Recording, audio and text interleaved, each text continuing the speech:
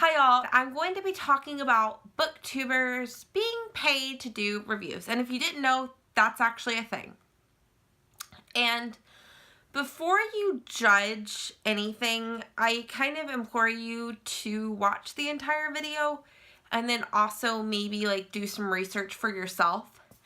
So I want to talk about okay, so Emma Books did a video, I think 2 days ago. I'll link it down below. I thought it was very interesting. But she talked about 5 books that her opinion has changed on. And one of those books she talked about was a book that she'd actually done a sponsored review for. She'd been paid to do this review. Not just that she got the book sent for free, but she got paid whatever dollar amount it was to review this book. And she was very transparent in both the initial review video and this video she did yesterday about being paid for it. And I respect her for always making that clear, which you're actually supposed to do, but I feel like sometimes people don't.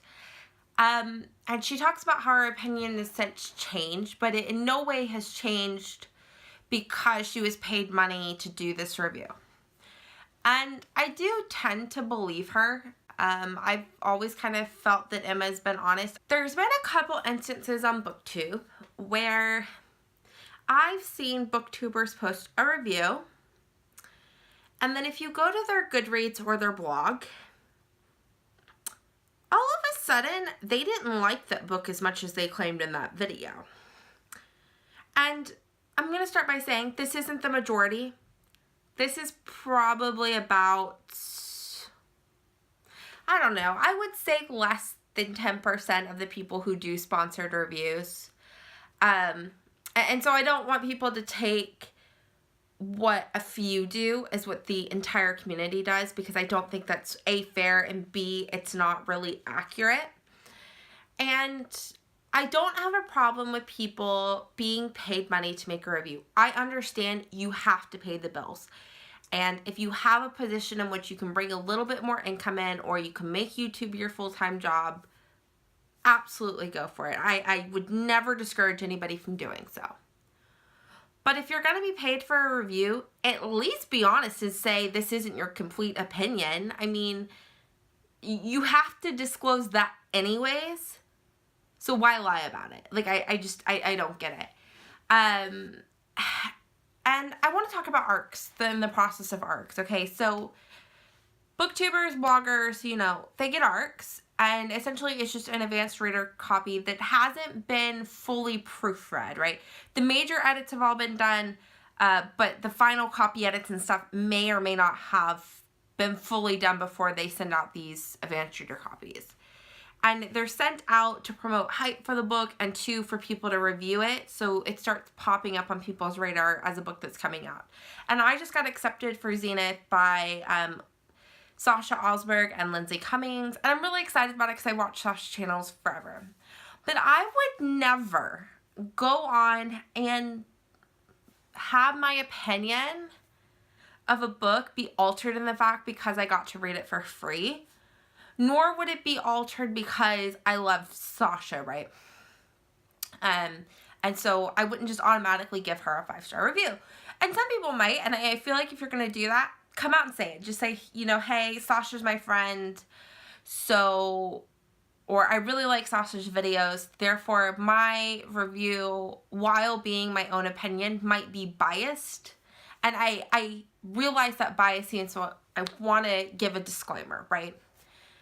Because we don't truly know how much those biases play into our opinions of things. And I feel like sometimes there have been booktubers who, because they have a relationship with a publishing company, they get free books all the time. They say their reviews might not be as honest as they would be had they had not gotten that. And I don't really understand that, because when I got that ARC for Zenith, not anywhere in that email saying that I was getting it did they ask for me to give a positive, glowing review. They said I could give any review and that they appreciate any comments, negative or positive, toward that book. And I would never work with a company or accept a book for review if that wasn't the case. So I don't truly understand why YouTubers sometimes do this. And like I said, I think it's less than 5 or 10%, right? So it's not the majority. I think viewers can view for themselves whether or not they want to trust somebody's review. And if you don't, then you can unsubscribe to them, or you could just not really read their reviews and just watch some of their other content. And I just, by the way, if you don't think people get paid for reviews, Chloe from the Bibliophile, I'll link her channel down below, but on every video she has like a little thing that authors and publishing companies can click on about her doing a sponsored video for their book and the prices that she has on. And I trust Chloe's reviews 100%. She's always been honest, and I've never had a reason to think otherwise.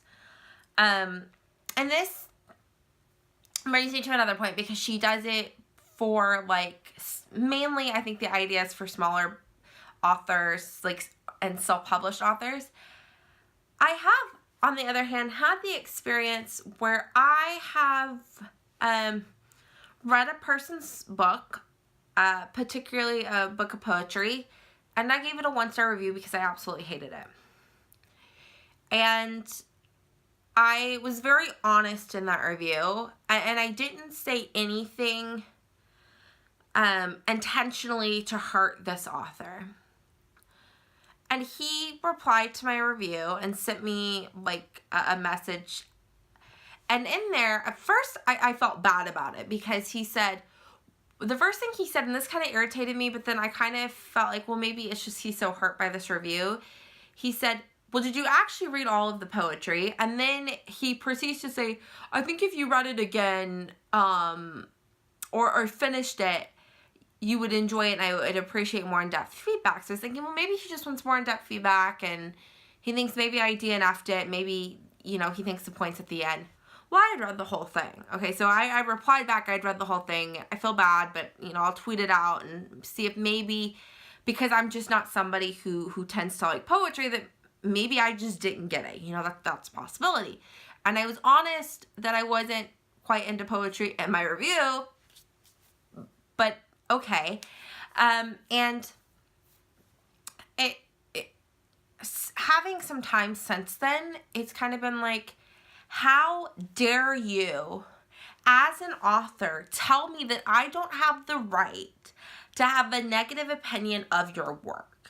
I did not discourage anybody from reading it. I really would never recommend it to somebody because I disliked it that much, but I didn't viciously attack you. I didn't attack you for anything other than the book, and I didn't attack you at all. I just said the book itself was not good. I didn't connect to it on any emotional level. And with poetry, the whole point of poetry is to connect on some emotional level. Okay, so if I had none and I was completely bored through reading it, I have every right to give it a 1-star. And for you to question that it's wrong, right? As a reader, I am insulted that you question basically my intelligence because I didn't give your book a glowing review. When I went back and read it, because I was one of the first people who had given this book a review, he started doing this to other people. People who had given it 2 or 3 stars. I'm like, not everyone's going to give your book 4 or 5 stars. And I've had authors who have like emailed me and said, hey, I've got a book coming out. Usually when they do this though, because I'm like a smaller channel, it's like for something that I would never read in the first place. And if they even bother to watch 4 or 5 videos before reaching out to me, they would know this. But that wasn't the kind of book I'd like to read. And they've said, hey, would you mind reading my book and giving it a review? But only if you're going to give it 4 or 5 stars. Okay, no, that's not how it works, honey. It's like, if I'm going to review your book, I'm going to give it an honest review one way or the other. If I hate it, I'm going to say so. So that's just kind of my 2 thoughts on people being paid for reviews. I don't have a problem with it. It's just if you are, be honest. And I feel like the majority of people are honest, even just by getting ARCs, right? And the reason they are is because they wouldn't risk losing you because they disliked a book and gave it a positive review. Like, that's, I could never understand why somebody would do that. And the reality is, there are a few who have, but it's not the vast majority. At least 90% of booktubers out there would never do that. And that's just kind of my 2 cents. Thanks for watching me ramble, and I will see y'all later. Bye, y'all.